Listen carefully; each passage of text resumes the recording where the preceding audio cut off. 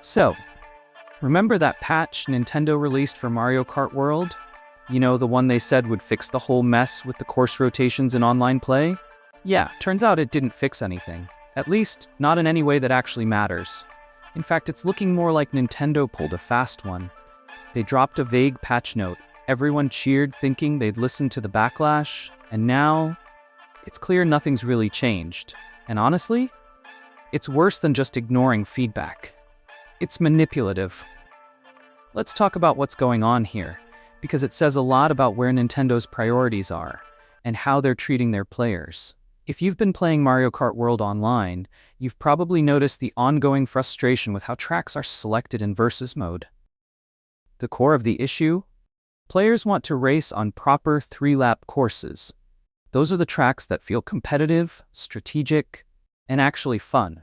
But Nintendo keeps forcing in these intermission tracks, highway courses that are shorter, simpler, and frankly boring.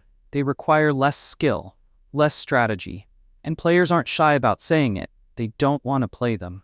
Now, originally, players found a workaround. If you voted for random when selecting the next course, it would usually favor a traditional 3-lap track. A decent little trick to bypass Nintendo's obsession with mixing in the less popular intermission races, and then Nintendo patched that out. In Update 1.1.2, they quietly adjusted the logic behind random selections, essentially removing that option as a backdoor. And with it, the community exploded. Forums lit up, social media ranted, even major Nintendo content creators voiced their frustration. Nintendo, as always, stayed silent. Then on July 29th, Nintendo dropped Update 1.2.0, and in the patch notes was this one sentence that gave everyone hope. Increase the frequency of lap-type courses appearing in the selection when choosing the next course in versus race and wireless races. Boom, that's it, one line. But that was all fans needed to see. People ran with it. Nintendo listened, they fixed it. They saved Mario Kart World. Except, no, they didn't. Enter Shortcat, a prominent Mario Kart content creator who didn't just take the patch note at face value, he tested it. Dozens of races, careful tracking, real gameplay data, and the results? Disappointing. There was no meaningful increase in the frequency of 3-lap tracks. If anything changed, it was so minuscule that it might as well not exist. Whatever adjustment Nintendo made, it had zero visible impact on the actual player experience. So what we're looking at here is a patch note that technically might be true, but is functionally meaningless. And this is where things get really frustrating. Nintendo didn't lie outright, but they told a strategic half-truth. They used deliberately vague language to create the illusion of a fix without committing to anything concrete. Increased frequency could mean anything. A 0.01% increase? Still counts. A 1 in 1,000 improvement? Still technically increased.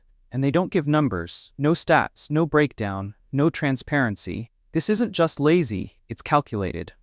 It's the kind of phrasing we've seen from mobile games and shady live service titles for years. It's marketing disguised as patch notes. This is Nintendo trying to control the narrative, not improve the product. Now you might be thinking, isn't this all just about racetracks? Isn't it kind of minor? But here's the thing. It's not about the tracks anymore. It's about player trust. It's about being listened to. And it's about a company that would rather pretend to care than actually give players choice. Players aren't asking for the world here. They're just asking for the option to play the game the way they want. To avoid content they consistently tell Nintendo they don't enjoy. Instead, Nintendo's response was to silently remove the workaround, then pretend to give it back and do nothing. This isn't the first time Nintendo's been accused of anti-consumer behavior, but this one feels especially underhanded, because it wasn't a mistake, it was a strategy. So, now what? Well, the backlash is already ramping up again. Shortcat's video is gaining traction. Fans who felt hopeful are now feeling duped, and if Nintendo thought a single bullet point would sweep this under the rug, they underestimated just how tired people are of this kind of treatment. This fake-out might have bought them a few days of positive PR, but now the damage to player trust is worse than before. And the longer they stay silent, the more people are going to walk away. Not just from Mario Kart World, but from Nintendo's entire live service experiment. At the end of the day, this isn't just about tracks, It's about honesty, about respecting your players, and about not insulting our intelligence with patch notes that say nothing and fix even less. So what do you think? Have you noticed any change in your online experience since the patch? Do you think Nintendo will ever actually listen? Or are they just going to keep doing the bare minimum and hoping we don't notice? Let me know your thoughts in the comments. I read all of them. And if you want to stay updated on this situation and everything else happening in gaming, patch drama, corporate nonsense, and real talk, make sure to subscribe and turn on notifications. Because I'll be right here breaking it all down, one fake patch note at a time.